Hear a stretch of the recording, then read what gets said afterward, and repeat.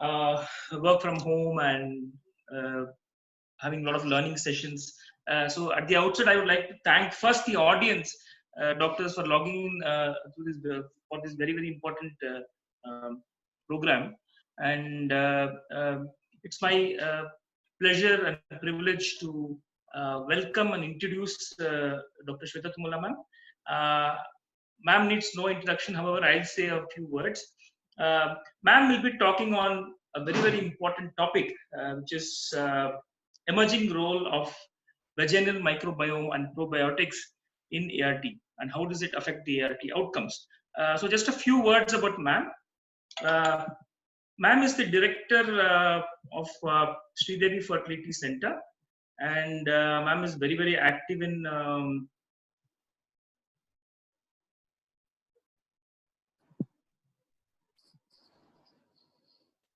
am I audible?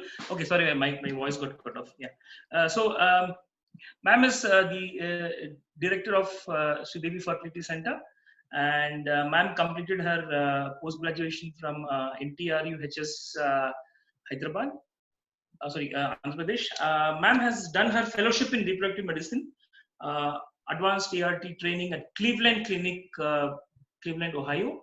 Ma'am has done fellowship in reproductive medicine from University of South Alabama, USA. Ma'am also has an ART fellowship at Center for Reproductive Medicine, Florida, USA. I had the privilege to hear ma'am at the recent ISAR also. So ma'am has done a lot of presentations at national as well as state fertility association forums. Ma'am is part of many associations like FOXY, IFS, Indian Fertility Society, ISAR, ESHRE, ASRM. So with this very small introduction, I would like to hand over the session to ma'am to give her talk. Thank you, Kiran, for that introduction. And hello, a very good evening to all of you. I hope all of you are at home, safe at home, and enjoying family time. So today my topic will be emerging role of vaginal microbiome and probiotics in ART. So today there has been an extensive research going on in understanding the microbial flora, which is related to the human health and also disease since the inception of the Human Microbiome Project in 2007. So we as ART specialists want to increase our clinical pregnancy rates all the time. And an understanding into this vaginal microbiome may give us insights as to how and what are the strategies to improve our success rates. So I would be talking on what is vaginal microbiome, what are the dynamics of the vaginal microbiome, what are the effects of this on the reproductive health and also on the ART treatments, and also role of probiotics in the present era. So according to the National Human Microbiome Project, the gastrointestinal tract, it comprises up to 29% of the total human microbiome, whereas the urogenital site, it contributes 9% of the entire human microbiome. So the microbial diversity which is present in the reproductive tract is very relatively less than that of the gastrointestinal tract. The vaginal microbiome is unique to each woman. That is, no two women have the similar vaginal microbiome. It also plays an important role in maintaining women's overall health and also in many aspects of reproductive health. It improves the vaginal innate immunity and inhibits the bacterial, viral, fungal infections. The microbiome is dynamic and it changes throughout a woman's life. It is commonly dominated by lactobacillus species. So the vaginal microbial flora is divided into many community state types. Accordingly, they have been divided into 5 groups. 4 of these groups are lactobacillus dominated. Group 1 is Lactobacillus crispatus dominated. Group 2 is Lactobacillus gasseri dominated. Group 3 has more of Lactobacillus iners. Group 5 has Lactobacillus jenseni as dominant species. So there is a group called Group 4 in which there are non-Lactobacillus dominated species, bacteria which are present, and these include Gardnerella, Prevotella, Corynebacterium, and also Etopobium.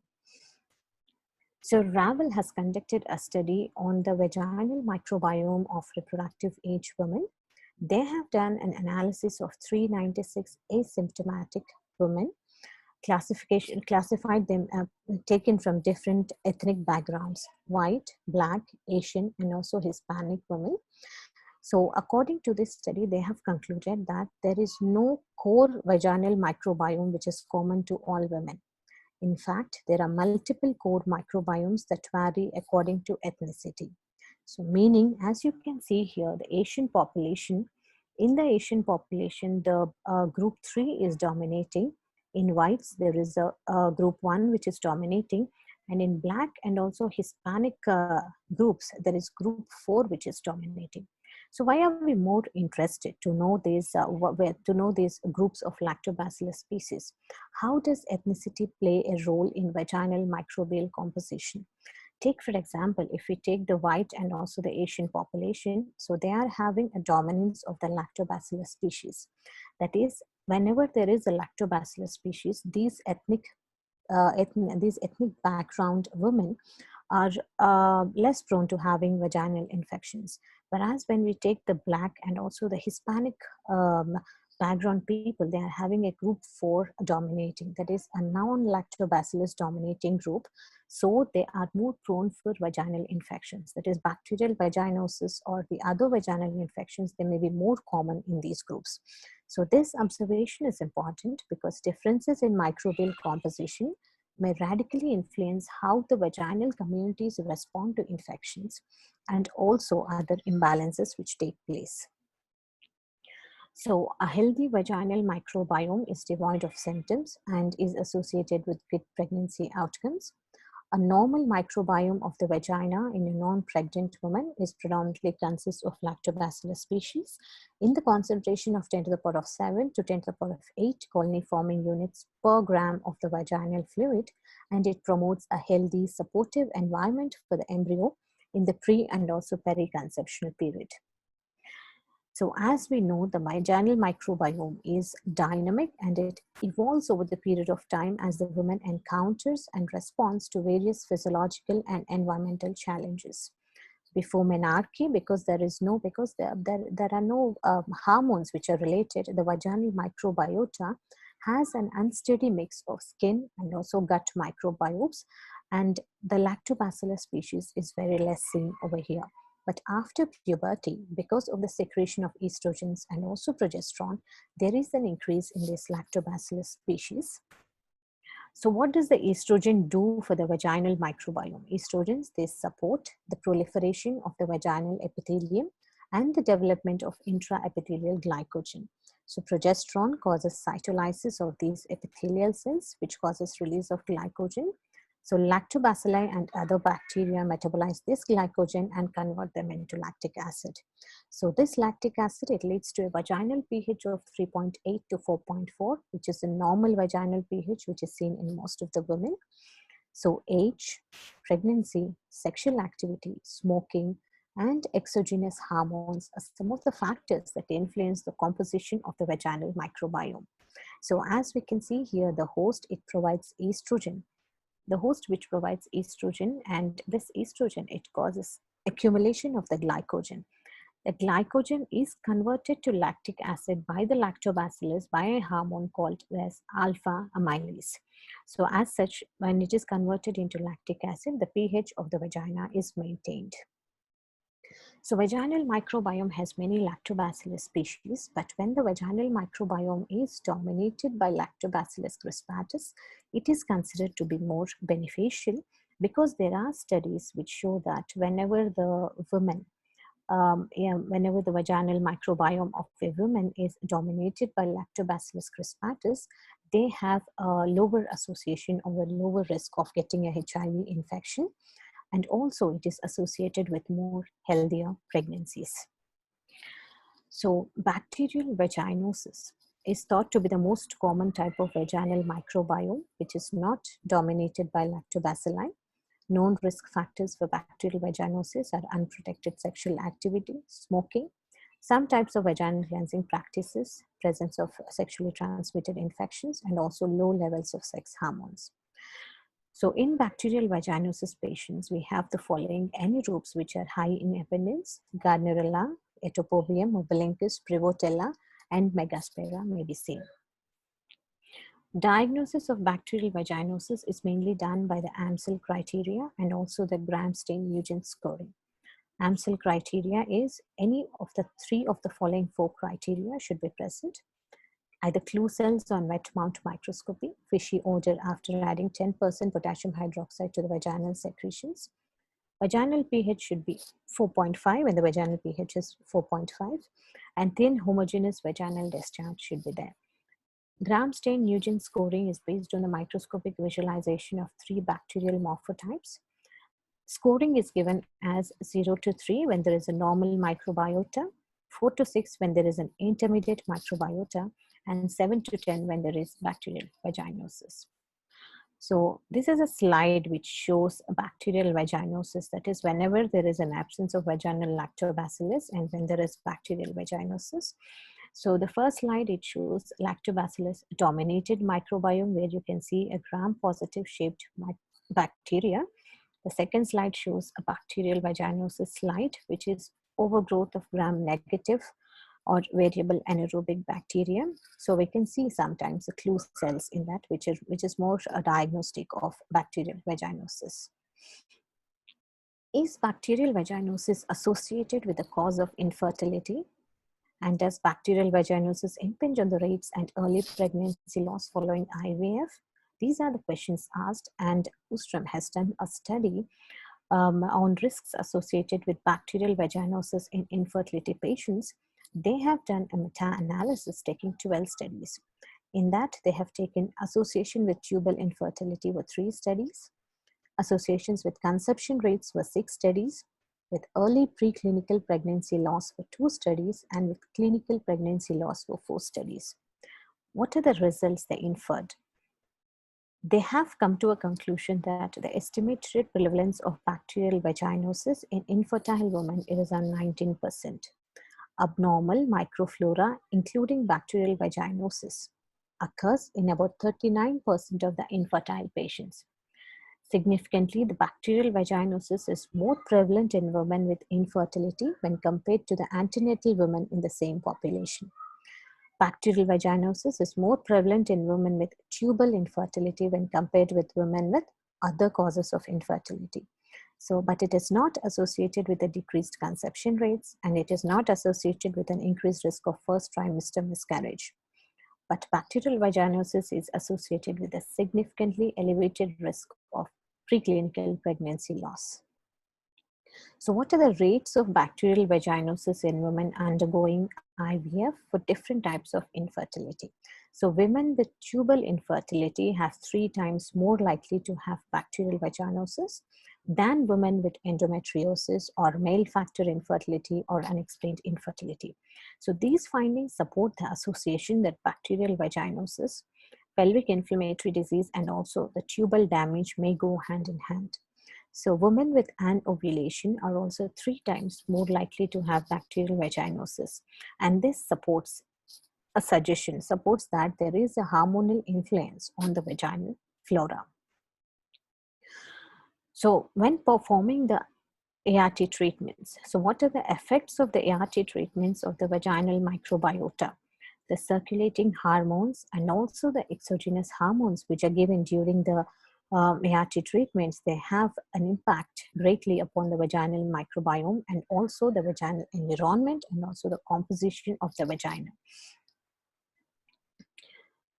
So there was a study conducted by Khan in which he has analyzed the effect of GnRH analog on the vaginal microbiome. He has conducted 73 patients. He has taken 73 patients of endometriosis, 55 were controls. Of these, 20 of the women with endometriosis and 19 controls, they have received GnRH agonist therapy for a period of 4 to 6 months. What they have observed is after 4 months of GnRH agonist treatment, there is an increase in the vaginal pH significantly above 4.5. That is, from acidic, it is turning more into an alkaline pH. In patients with endometriosis, there was a significant shift towards the intermediate vaginal microflora. That is, there is a decrease in the normal vaginal microflora, and there is a shift towards the intermediate vaginal flora. In the control group, also similar changes were noticed. And also they have observed that there was significantly higher colonization of Gardnerella and also Escherichia coli in both these groups of women. So while giving the analogs, while giving the ovarian stimulation protocols, so we usually there is a fluctuation, or there is a changes in the estrogen levels. That is, there is a decrease in the estrogen level in the starting of the cycle, and as we improve, as we proceed with the stimulation, there is an increase in the estrogen level, and as well the vaginal microbiome also changes according to the stimulation. So they have used 16S RNA deep sequencing, and they have noticed that there is a shift in vaginal microbiome in some of the patients, and there were some novel bacterial strains they found in 33% of the women screened during the treatment cycle. So there was a study conducted by Eggbase showing the incidence of microbial growth from the tip of the embryo transfer catheter after embryo transfer in relation to the clinical pregnancy rate following an in vitro fertilization and embryo transfer. So what they have done is they have taken the tip of the embryo transfer catheter and analyzed them and cultured the tip, and they have observed that whenever there is a colonization, sometimes there is a colonization of the embryo catheter tip also, and whenever there is a microbial growth which is noted, there are significantly lower cumulative pregnancy rates and also ongoing pregnancy rates and implantation rates whenever there is a positive culture. But significantly higher clinical pregnancy rates were observed when there was no microbial growth on the tip observed. Vaginal microbiome on the day of embryo transfer, it affects the pregnancy outcome. Women with ongoing pregnancy, whenever they have been analyzed, women who are having lactobacillus species, they had better outcome. So great care to reduce the risk of microbial transfer into the cervix during embryo transfer should be taken care by cleaning the external os of the cervix. Avoid touching the vaginal walls and also the external cervix with a catheter tip. Abnormal vaginal microbiome is significantly associated with tubal factor infertility. Chlamydia trachomatis are more prevalent in bacterial vaginosis positive women. So these components of an abnormal vaginal microbiome, they may ascend through the cervix into the upper genital tract, causing pelvic inflammation and also reducing the fertility. In patients undergoing fertility treatment, bacterial vaginosis and also abnormal lower genital tract microbiota are significantly more when compared to the general population. 1 in 5 infertility patients are having bacterial vaginosis, and 1 in 3 they are having a disturbed vaginal microbiota. In infertile patients undergoing IVF, the implantation rates were reduced in those whenever they are having a bacterial vaginosis. So bacterial vaginosis should be treated before going in for infertility treatments. Contamination is possible from the vaginal cervical microorganisms by needle puncture of the vagina during the oocyte pickup. So microorganisms that enter the endometrium from the cervix during embryo transfer, they could also damage the developing embryo and prevent pregnancy. So there are certain studies where they have evaluated the effect of vaginal microbiome on the pregnancy rate in women receiving assisted reproductive treatment. So the vaginal microbiome is definitely influenced by the results of ART. So the profiles dominated by lactobacillus. Women who are having a dominated vaginal microbiome dominated by lactobacillus, they have a good pregnancy rates than those women where lactobacillus is not dominated. So Hard and also Humaydan has conducted a study regarding abnormal vaginal microbiota and the poor reproductive outcomes. So they have found that abnormal vaginal microbiota may negatively affect the clinical pregnancy rate in IVF patients. If a negative correlation is corroborated, patients could be screened and subsequently treated for abnormal vaginal microbiota prior to fertility treatment. So screening of patients for abnormal vaginal microbiota is difficult at this point of time because we don't have any specific tests to do that. And also all the research is in infancy till now, and we need more trials, more studies to come up to validate a certain treatment protocol or to validate a certain test so that we can detect abnormal vaginal microbiota. So this study is the presence or absence of certain vaginal bacteria associated with failure or success to become pregnant after IVF. So this was a study conducted by F.J. Brookmans and also Coy Duder. So the vaginal microbiome as a predictor for outcome of IVF or ICSI.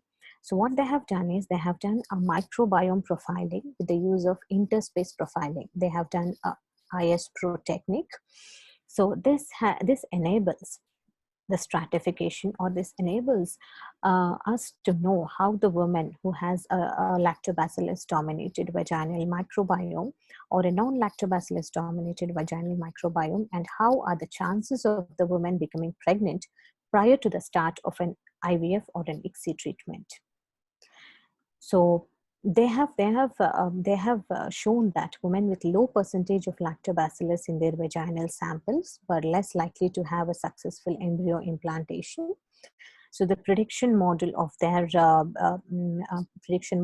study had an accuracy of 94%, and also women who had a favorable profile, and if there is more of lactobacillus crispatus, they had a high chance of pregnancy. So the Coy Duder also has done another study where they have tried to validate, or they have tried to do a study protocol to validate the urogenital microbiome as a predictor for IVF or ICSI outcome. So they have said that in the future, microbiome profiling can be used as a routine diagnostic test prior to IVF or ICSI treatment. So what happens when we do a microbiome profiling of the patient? So we know the knowledge of the microbiome of the infertile female, and so accordingly we can make a substantiated decision as according to the microbiome profile of the patient, whether this patient is going to achieve good outcomes after the IVF or ICSI, or whether this patient is going to have a little less outcomes. This can be assessed further with microbiome profiling. So hence the unnecessary physical and also emotional burden of a failed IVF or ICSI treatment can be avoided. The hallmark of a healthy vaginal microbiome in most women is the abundance of lactobacillus species. In 1992, Hilton and also colleagues, what they have done is they have given a 250 grams of yogurt containing Lactobacillus acidophilus to a woman of recurrent Candida vulvovaginitis for 6 months. So they have seen that in women treated with yogurt, the rate of vaginal recurrence was less when compared to the controls. So the beneficial effects of this probiotic supplementation on human health are becoming increasingly recognized by the clinicians. So what is a probiotic? According to the WHO, probiotic has live microorganisms which, when administered in adequate amounts, they confer a health benefit on the host. So to confer this health benefit on the host, what are the characteristics of these potential probiotics? What are the characteristics they should have? They should be acid and bile stable. So they should adhere to the human intestinal cells because we want to give the probiotics orally. So they have to adhere to the intestinal cells. They should be persisted in the human intestinal tract. They should be of human origin. They should be they should produce antimicrobial substances, and also they have antagonism against enteric pathogens. They should be susceptible to antibiotics. They should be safety in food and clinical use, and most of and above important of all this is they should be clinically validated and documented health effects should be there. Next, we have a prebiotics. Usually we use a pre and probiotics together. So prebiotics are the compounds in food that induce growth of activity of beneficial microorganisms. So these increase the growth of only the beneficial microorganisms. So pre and probiotics, when combined, they are known as the synbiotics. They stimulate the growth and reproduction of only the useful microflora. So there has been a study conducted by Morelli regarding the utilization of the intestinal tract as a delivery system for urogenital probiotics. So before the advent of probiotics, that is, whenever they are doing a research on the probiotics, they were skeptical either whether the probiotics should be used vaginally or they can be used orally. So some researchers also tried using probiotics vaginally, but it was of no effect. But this study, it has demonstrated that Lactobacillus rhamnosus and also Lactobacillus fermentum, it can be delivered to the vaginal environment even if they are taken orally. So their administration resulted in significant changes in the vaginal flora in terms of increased lactobacilli presence. So this was a beautiful study conducted by Dr. Kamala Selvaraj regarding the benefits of probiotic treatment in cases of bad obstetric history patients and also for the prevention of post-IVF pregnancy complications. So they have concluded that probiotics, applications of Lactobacillus rhamnosus and reuteri, they have studied. Probiotics have a definite role to play in cases of bad obstetric history. What they do is they help in improving the vaginal flora by restoring the lactobacillus colonies and also the vaginal pH. Thereby, they remove the anaerobic bacteria. It also prevents the ascending infection, improves vaginal mucosal immunity, and also helps in safe deliveries. So this was a study conducted by Chenol, which is a very recent study in the selection of new probiotics for the endometrial health. So they have concluded that Lactobacillus rhamnosus were demonstrated to have a protective role on the endometrial infections and was shown to lower the pH by producing lactic acid. So these results show that potentially a Lactobacillus rhamnosus strain can be used as a probiotic in gynecological health. So Lactobacillus rhamnosus was shown to inhibit the growth of Gardnerella vaginalis and also Candida albicans by increasing the glycogen metabolism and lactic acid production. Oral Lactobacillus rhamnosus and fermentum supplementation have been shown to restore healthy vaginal flora in up to 82% of women with previous vaginal dysbiosis using 16S RNA gene sequencing. So treatment of bacterial vaginosis with antimicrobial therapy and also probiotic supplementation, namely Lactobacillus reuteri and rhamnosus, these also increase the availability of the indigenous Lactobacillus inerts and also Lactobacillus crispatus, so making the vaginal environment more favorable. But further investigations are necessary to elucidate the optimal combination. Till now there are probiotics in the market, but we have no proper studies, or we don't know what is the optimum combination, the dosing regimen, and also the route of administration of probiotics. So probiotics containing lactobacillus may be used over a long period of time. The beauty of the probiotics is they can be used for a long period of time as an alternative to antibiotics, particularly in patients who are having recurrent infections. So looking into the future, by understanding the vaginal microbiome and also its dynamics throughout the pregnancy, researchers hope to promote reproductive health and reduce the risk of fertility, spontaneous abortion, and preterm birth. Microbial contamination present at during embryo transfer may influence the implantation rates. So more prospective studies are required to examine whether eradication of these endocervical microorganisms is possible, and if at all it is possible, whether they improve the implantation rates or not. So there is a growing body of evidence that both embryo-fetal environmental factors and also the maternal microbiome, they may play an important role in natural fertility and assisted reproductive technology outcomes. Thank you. Thank you for your patient listening.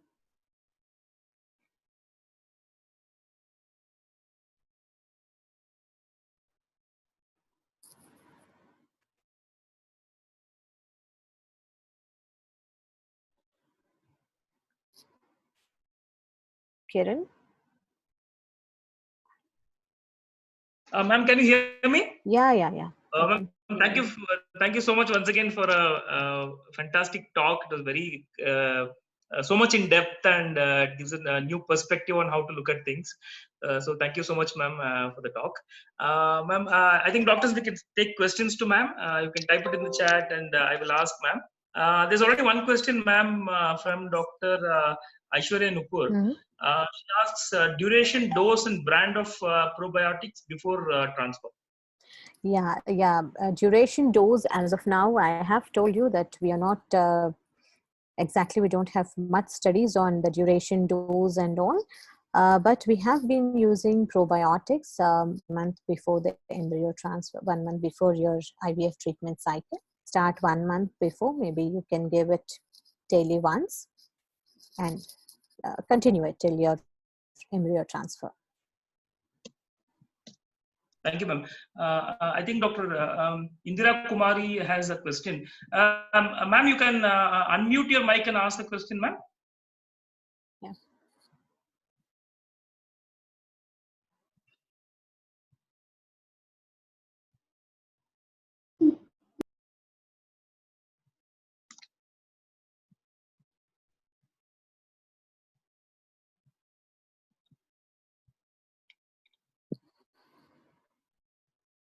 Hello, Dr. Indira.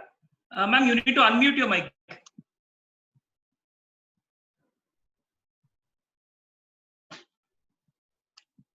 Kala, can you unmute Dr. Indra's mic, please?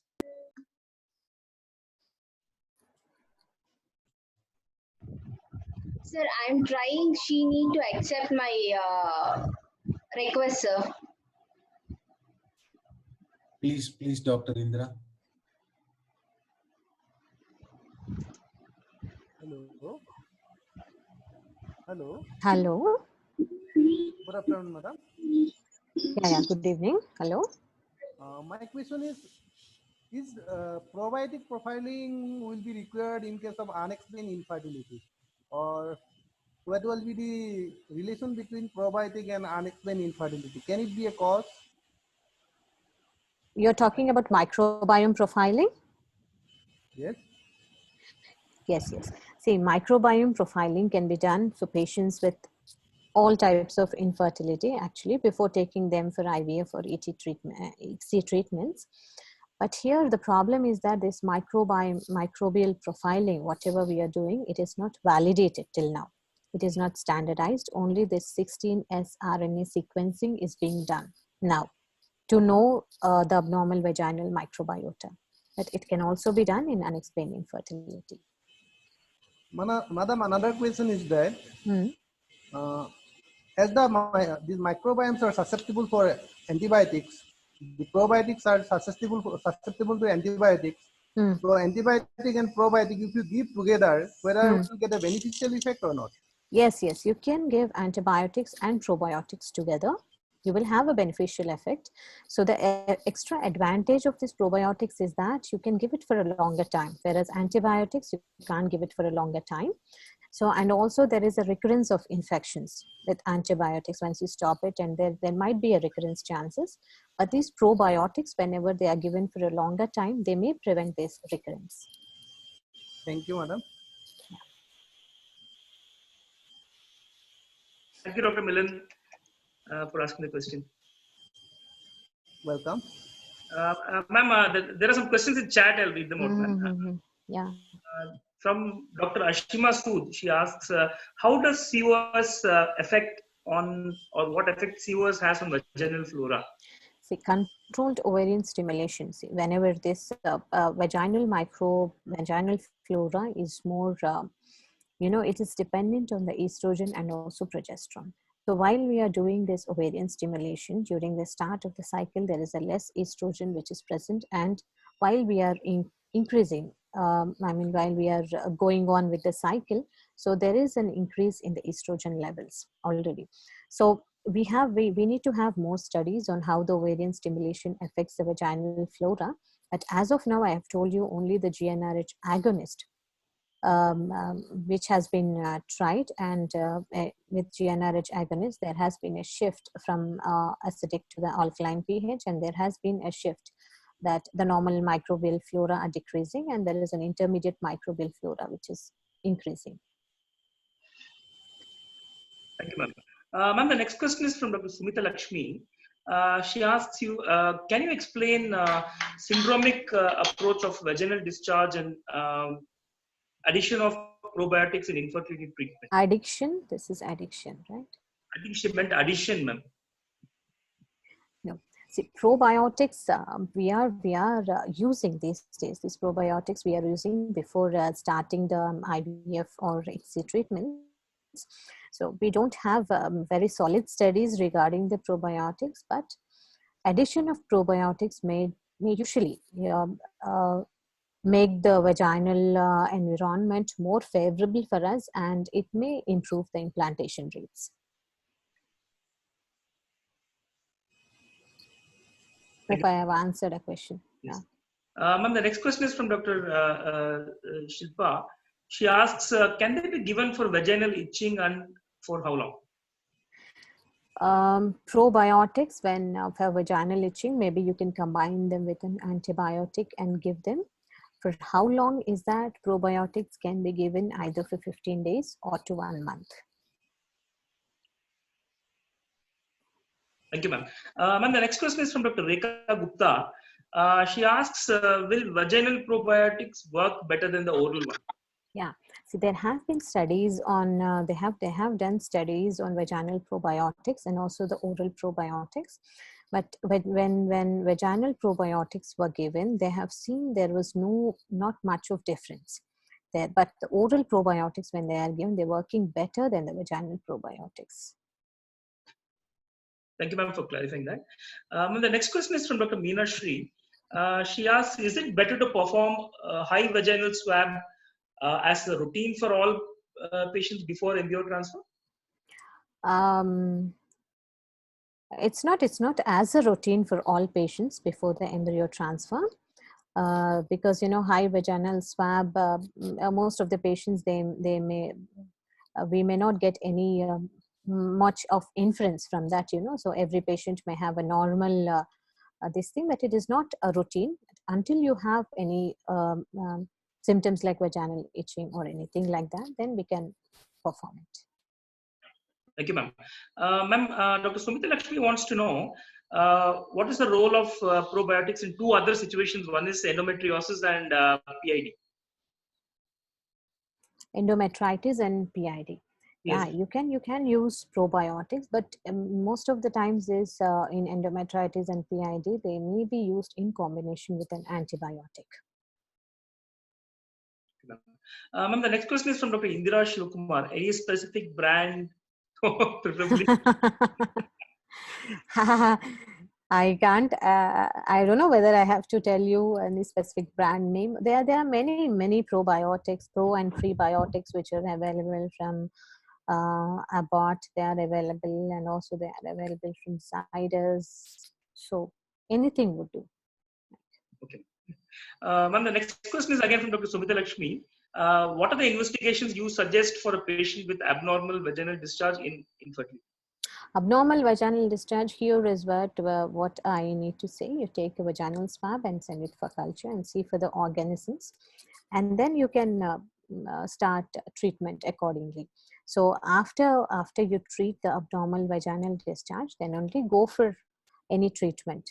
Like if you're going for an IVF or ICSI, so treat the vaginal discharge first and then go for it.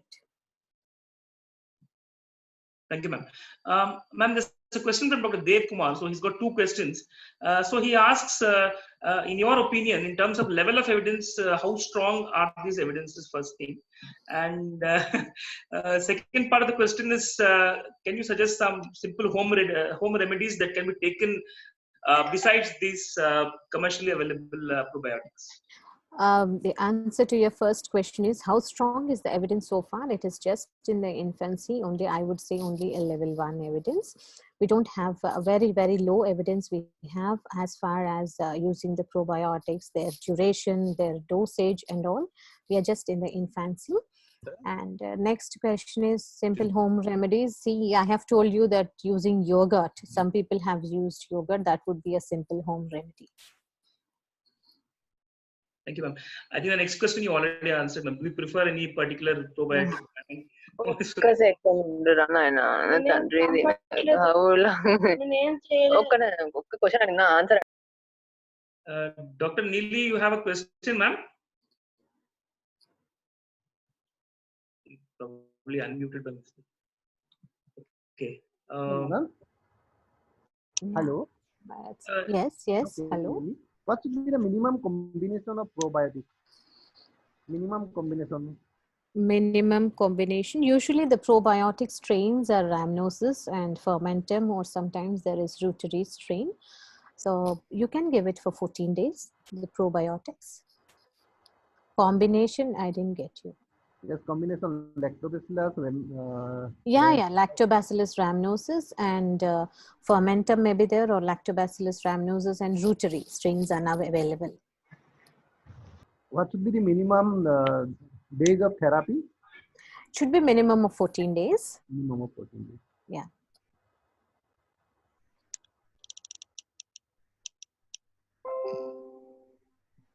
Thank you, sir.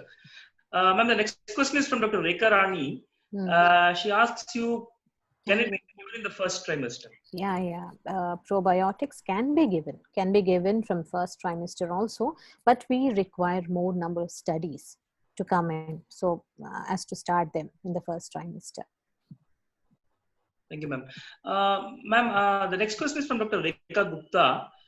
She asks, how do you, I think you covered this, ma'am, how do you measure microbiome, which lab is doing?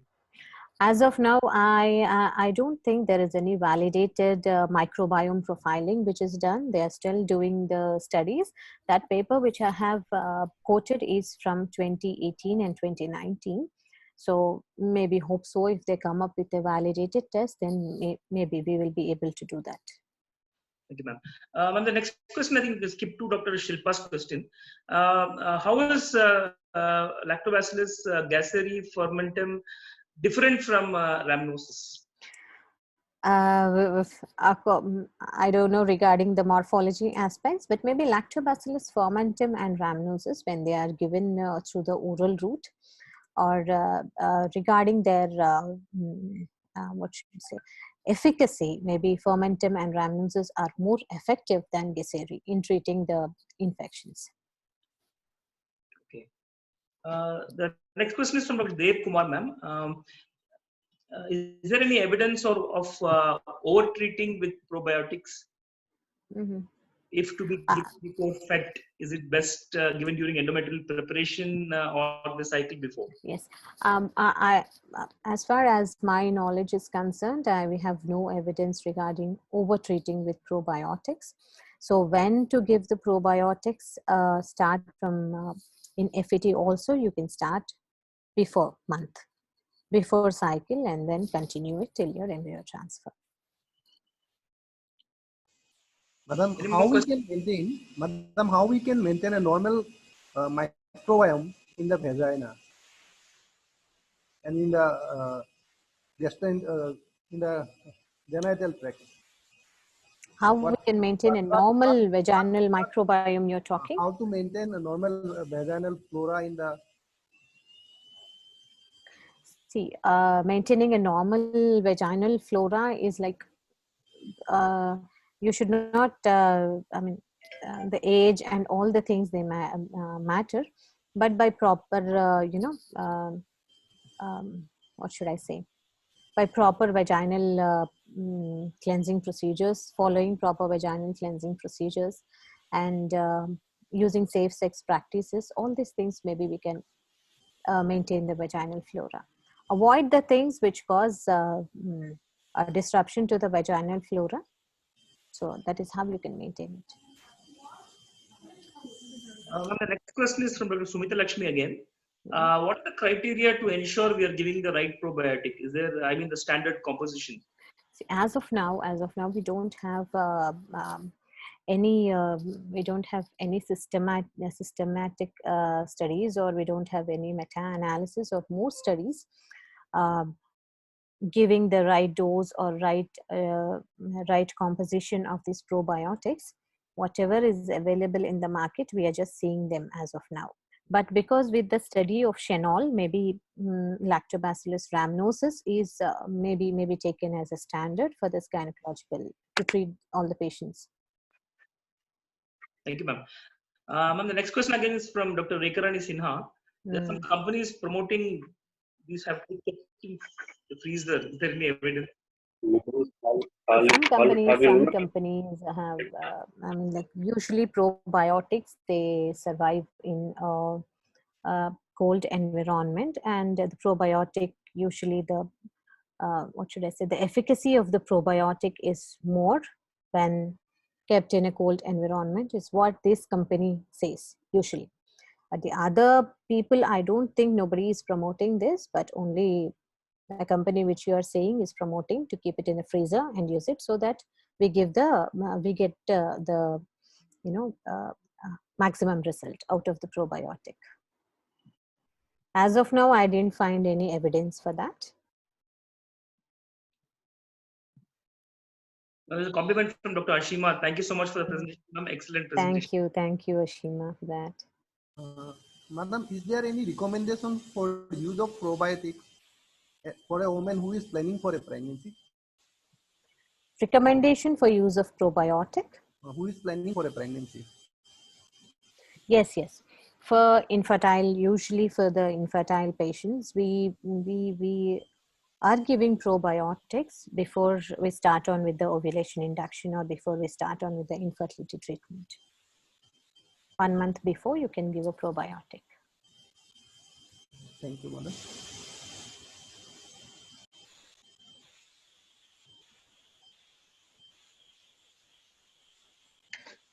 Compliment from Dr. Ashima to Shield. Thank you, ma'am. We will keep doing a lot of other sessions. Any topic has to be covered, let us know. Again, I will talk to ma'am and get another session from ma'am.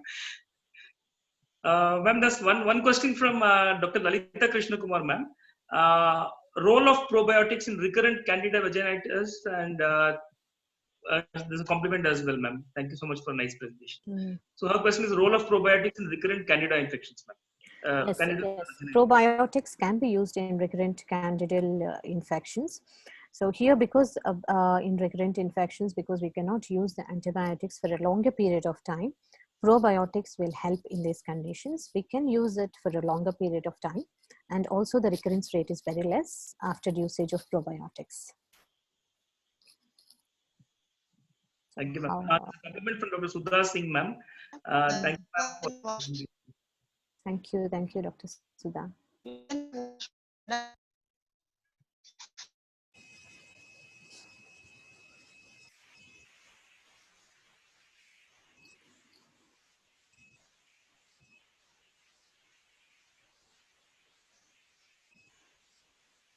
Ma'am, there's a compliment from Dr. Patola Reddy. Excellent and lucid session. Please share the link of the recorded webinar, as he missed the initial part due to an emergency. Thank you so much, sir. We are preparing the session is getting recorded, and we will share the link with ma'am's permission to you. Yeah, sure.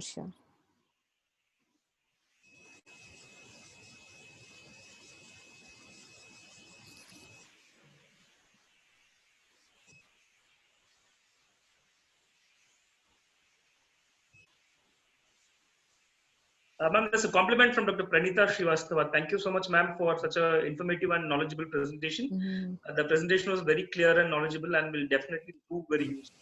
Thank you, Pranita.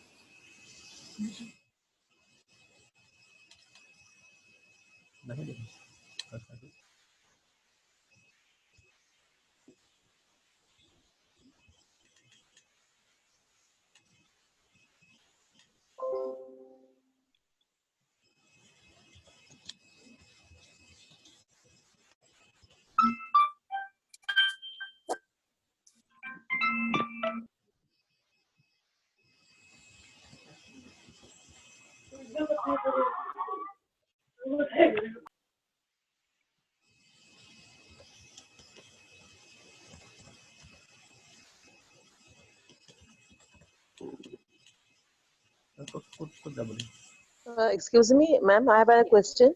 Yes. These probiotics, prebiotics, are they related to any time of the meal, like after meals or some time after meals or empty stomach or anything? No. They're usually not related to the meal. Okay, so can we give them after lunch Yes, and yes. after dinner? You can give them. Or are they more effective empty stomach? Is there anything of that sort? I don't think there is any studies relating to that, but probiotics usually they are designed in such a way that they pass through the intestine and affect the vaginal flora. So they can be given any time of the day. Okay, anytime. Mm. Okay. Thank you, ma'am.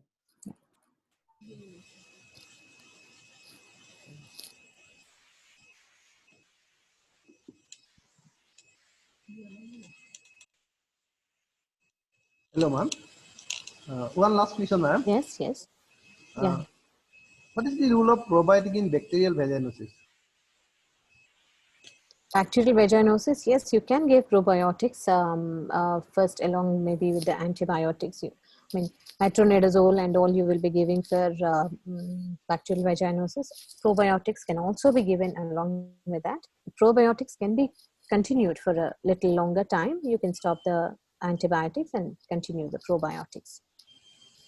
Thank you.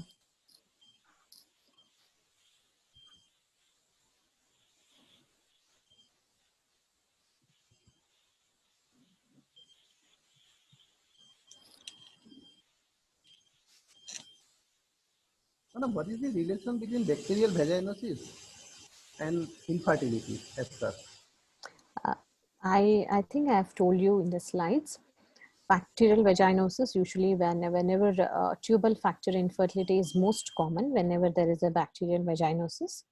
Okay, because there is an ascending infection and the tubes may be involved. So the tubal factor infertility is more common with bacterial vaginosis. Madam, there is still some controversy whether to treat the male partner in bacterial vaginosis or not. See, whenever there is bacterial vaginosis, first you treat the bacterial vaginosis and then start on with the infertility treatments.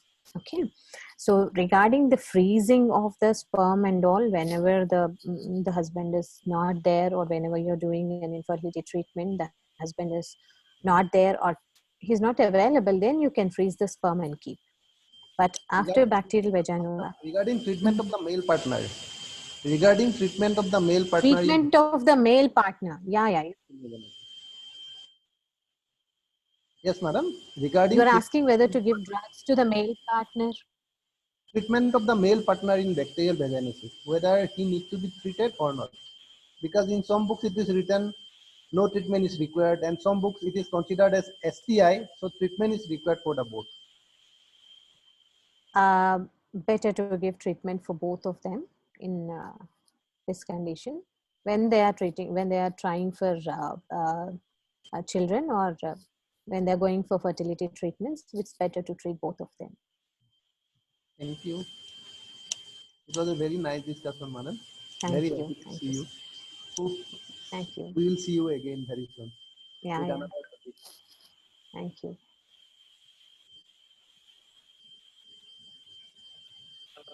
Thank you so much for a wonderful,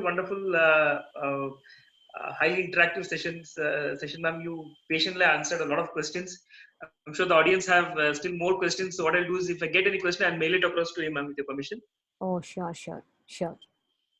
And thank you, Dr. Thank Milan. you. Yeah. Thank you, Shield, for this wonderful webinar and including me in that.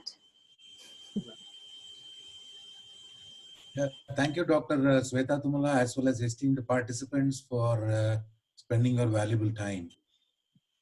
Thank you. Thanks a lot, Dr. Sweta, again. Yeah. Thank you, Doctor. Let's hope COVID-free India very soon, madam. Yeah. Let's hope COVID-free India very soon. Oh, yeah. That is the thing which we need now. For 1 month, we are We at cannot home. do anything. We are just praying. Yes. Remaining at home. But you're enjoying time with your family, I think. Definitely, ma'am. Yes. Okay. Thank you, ma'am. Thank you.